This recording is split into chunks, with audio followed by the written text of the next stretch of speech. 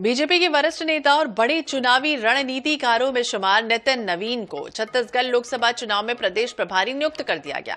अब नितिन नवीन इसके पहले तक प्रदेश सह प्रभारी के रूप में काम कर रहे थे, जबकि ओम माथुर यहां के प्रदेश प्रभारी थे। आइए दिखाते हैं खास रिपोर्ट।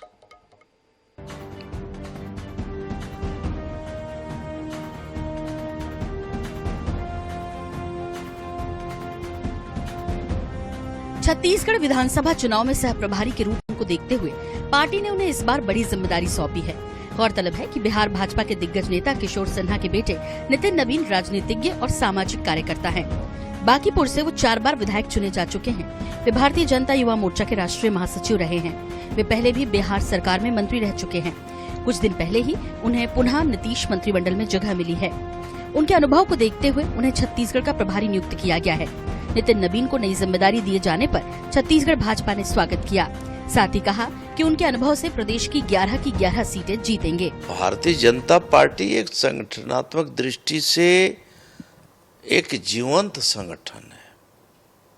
राजनीतिक दल सतत जो है 12 महीना संगठन का काम चलता है और इनमें समय समय पे परिवर्तन होते रहे हैं।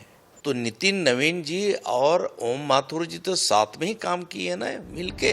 बिहार सरकार में मंत्री का दायित्व संभालने के साथ ही नितिन नवीन छत्तीसगढ़ को पूरा समय दे रहे हैं। वे शनिवार से फिर 5 दिनों के छत्तीसगढ़ दौरे पर रहेंगे। वे महासमुंद, कांकेर, राजनांदगांव लोकसभा क्षेत्रों का दौरा कर चुनाव की तैयारी के मद्देनजर बैठक लेंगे। साथ ही लोकसभा प्रत्याशियों के नामांकन दाखिले में भी शामिल होंगे। नितिन नवीन जी जो पिछले विधानसभा चुनाव में सह प्रभारी के रूप में काम कर रहे थे, अभी एक नई सूची 27 तारीख को जारी हुई है। विभिन्न राज्यों में इस चुनाव के तहत प्रभारी के रूप में उनकी नियुक्ति की गई है। तो नितिन नवीन जी को एक बड़ी जिम्मेदारी यहाँ पर दी गई है। वैसे तो वो लगातार काम सह प्रभारी के रूप में यहाँ पर कर ही रहे थे, लेकिन अब अधिकृत रूप से पार्टी ने उनको यहाँ का प्रभारी नियुक्त किया है। छत्तीसगढ़ में इस प्रभारी के रूप में नितिन नवीन की नियुक्ति 2019 के लोकसभा चुनाव के दौरान हुई थी। उस दौरान छत्तीसगढ़ बीजेपी विधानसभा चुनाव में मिली करारी हार से सदमे में थी।